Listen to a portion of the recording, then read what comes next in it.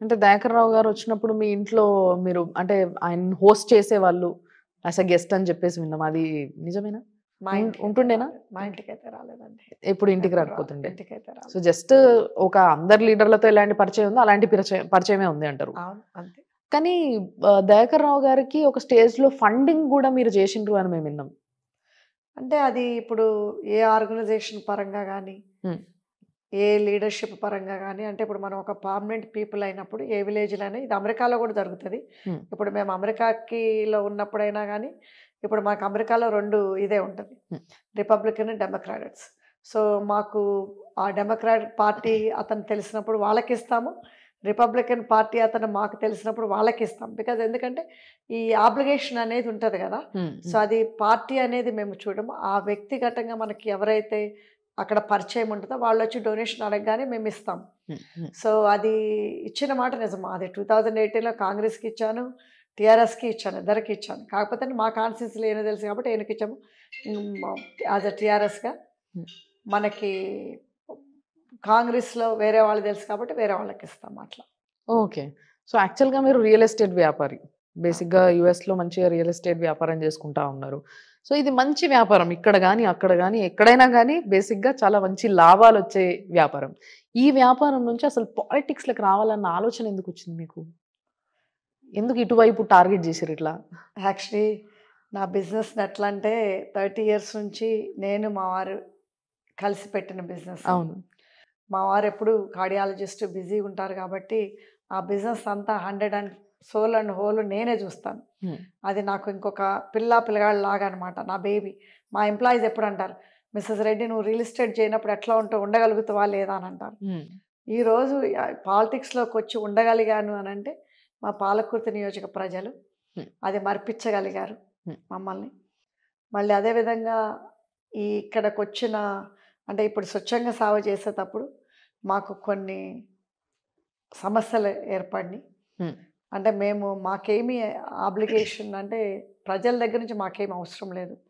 మాకు పాలిటిక్స్లో ఉండాలని కూడా 35 years నుంచి ఎన్నోసార్లు ఎన్నికలు వచ్చినాయి.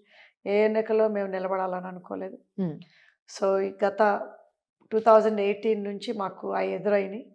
ఎదురైన తర్వాత ఒకటే మేము ఫీల్ అయింది ఏంటంటే, ఇది అంతా ఒక power struggle. Okay. Power struggle plus inferiority. అంటే ఏ సిచ్యువేషన్ మిమ్మల్ని గట్టిగా తోసిందంటారు పాలిటిక్స్ వైపు? నేను నుంచోవాలి, నేను గెలవాలి, ఇంకొకరి దగ్గరికి పోవాల్సిన అవసరం రావద్దు, ఏదన్నా ఒక చిన్న పర్మిషన్ కోసమైనా, ఏదైనా దేనికోసమైనా, ఏ పని కోసమైనా. అంటే ఒక్కటి మాత్రం బాగా నన్ను బాధ పెట్టింది ఏంటంటే, మన హై స్కూల్లో, అంటే ఇప్పుడు మన జూనియర్ హై స్కూల్ పిల్లలకి మా వేటా తరపున మేము ఉమెన్ ఎంపవర్మెంట్ తెలుగు అసోసియేషన్ అని పెట్టాము. Women empowerment Telugu association Jhansi అంటే ఉమెన్ ఎంపవర్మెంట్ తెలుగు అసోసియేషన్ అనేది ఇక్కడ తెలియదు. అమెరికాలో అయితే అందరికీ తెలుసు. ఝాన్సీ అంటే వేటా అంటే ఝాన్సీ అని. కానీ మా పాలకుర్తి నియోజకవర్గంలో మా పేర్లు తెలుస్తుంది కానీ వేటా అనే పేరు తెలియదు చాలామందికి. దాని తరపున ఒక ప్రోగ్రాం పెట్టాలని ఒక చైల్డ్ అండ్ వెల్ఫేర్ అమ్మాయి అడిగింది. ఓకే. ఆ అమ్మాయి ఎట్లా అడిగిందంటే, మా కాన్స్టిట్యున్సీలో తోరూరు అనే మండలంలో ఒక 800 మంది స్టూడెంట్స్ ఉంటారు, ఆ స్టూడెంట్స్కి శానిటరీ నాప్కిన్స్ కావాలి మేడం అని అడిగింది. ఓకే. సో అయితే నేనన్నా అమ్మాయికి మా పేరంటే అందరికీ తెలుస్తుంది, ఎందుకంటే నాకు తెలుసు కదా అప్పటికే మంత్రి గారికి ఇన్ఫీరియారిటీ కాంప్లెక్స్ వస్తుందని. సో మా పేరు వద్దమ్మా, మా వేటా తరపున చేసుకోండి అని. ఐ థింక్ ఆల్మోస్ట్ 2 crores అదే 2 lakhs ప్రాజెక్ట్ అది. ఓకే. అదే 2 lakhs ప్రాజెక్టు. ఆల్మోస్ట్ 800 మంది స్టూడెంట్స్ ఉంటారు, అంతా గవర్నమెంట్ పిల్లలు. ఎందుకంటే ప్రైవేట్ స్కూల్కి పోయే వాళ్ళు అలాగే వాళ్ళు కొనుక్కుంటారు, అంటే వాళ్ళకి అవసరం లేదు కదా మన హెల్ప్. సో ఈ గవర్నమెంట్ స్టూడెంట్స్ పిల్లలందరికీ కొంచెం తండల్లోంచి వచ్చిన పిల్లలకి వాళ్ళు చాలా ఇన్ఫెక్షన్స్ వస్తున్నాయి, వాళ్ళకి ప్రాపర్గా కొంచెం కావాలి అని అంటే, ఆ అమ్మాయి పాపం 1 month సప్లై అడిగింది. ఓకే. నేనన్నా ఎందుకులే 1 month సప్లై అంటే ఏమొస్తుంది, 3 నెలల సప్లై తెచ్చుకొని 2 lakhs rupees ఇచ్చాము.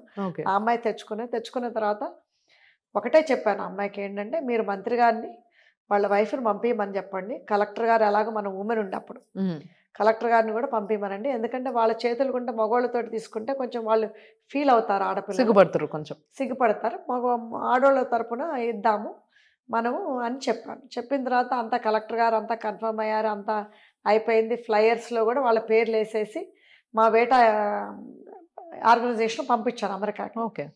వాళ్ళందరూ అక్కడ ఫ్లయర్స్ అంతా వాట్సాప్ గ్రూపుల్లో పెట్టుకున్నారు, సోషల్ మీడియాలో పెట్టుకున్నారు, ఆ వెబ్సైట్లో పెట్టుకున్నారు.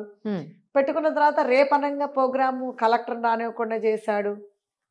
ఎందుకు మేడం? అంటే ఇప్పుడు వాళ్ళ పేర్లు వేసిండ్రు, వాళ్ళ తరఫున చేపిస్తున్నారు, జనాల్లో వాళ్ళకి పేరు వస్తుంది దానివల్ల. అది ఎవరు చేస్తున్నారు అనేది పక్కకు పెడితే మేబీ మీరు చేస్తున్నారు అనేది ఒక 30% జనాలకి రీచ్ అయినా 70% మంత్రి గారు చేసిండ్రు, మంత్రి భార్య వచ్చి పంచింది అనే పేరే ఉంటది నిజంగా చెప్పాలంటే. అవును, మంత్రి గారి పేరే పెట్టాం. యాక్చువల్లీ మంత్రి గారి పేరే మరి పెట్టాము. అలాంటప్పుడు ప్రాబ్లం ఏముండే? యా, అంటే అది అక్కడ అక్కడ దాన్ని నేను ఇప్పుడు చెప్పాను కదా, పవర్ స్ట్రగల్, ఆయన పవర్ టెరిటరీ, ఇంకెవరు రాకూడదు. ప్లస్ 2018లో కూడా ఆయన ఎలక్షన్స్లో నిల్చున్నప్పుడు మా మనిషి వెళ్ళి ఓట్లు వేయించారు వాళ్ళకి. ఎందుకంటే మా మనిషి వెళ్ళి క్యాంపెయిన్ చేశారు. అప్పటికే తెలిసిపోయింది అంటే మాకంత పవర్, అంటే పవర్ అని కాదు, మేము మంచి చేశాం కాబట్టి ప్రజలు గుర్తుంచుకున్నారు. సో దానికి ప్రజలు ఒక స్పందన ఉంటుంది కదా వాళ్ళలో. సో ఐ థింక్ ఆ స్పందన చూసి కూడా ఆయన తట్టుకోలేకపోయారేమో అనిపించింది. ఓకే. సో అయినా కానీ మేము ఎప్పుడు కూడా ఆయనకే హెల్ప్ చేసాం, కానీ మేము అంటే బికాజ్ మేము అక్కడ లోకల్లో ఇన్వాల్వ్ అయినాం కాబట్టి ఈ ప్రోగ్రామ్స్ ద్వారా, ఈ ప్రాజెక్ట్స్ ద్వారా.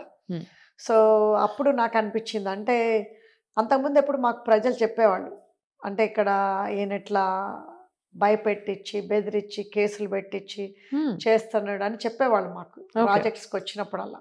ఓకే. సో ఎప్పుడు నేను అంత సీరియస్గా మా ప్రజల్ని పట్టించుకోలేదు. అంటే పట్టించుకోలేదు ఇన్ సెన్స్ మీన్స్ ఒక లీడర్ ఉన్న తర్వాత అందరికీ నచ్చరు కదా అని అనుకున్నానే తప్పితే నేను ఇది నిజంగా ఎలగేషన్స్ అని అనుకోలేదు. ఓకే. సో అప్పుడు నాకు అది ఆగస్ట్ ఆఫ్ 2022 జరిగినప్పుడు నేను అనుకున్నా నాకే అంటే ఇప్పుడు మేము ఇక్కడ ఉండేవాళ్ళం కాదు, మేము ఒకవేళ ఇప్పుడు 8వ తరగతి చదివే పిల్లలతో దగ్గర పోయి నేనేం ఓట్లు వేయించుకుంటా ఒకవేళ ఇన్ఫీరియారిటీ కాంప్లెక్స్ వచ్చినా కానీ ఆయనకి. సో నాకే ఇట్లా జరిగింది అని అంటే నిజంగా ప్రజలకు జరిగేది అది నిజమే అవ్వచ్చు అనేది ఆ థాట్ ప్రాసెస్ స్టార్ట్ అయింది. So this made you to the elections అంతే అంటారు? అంతే.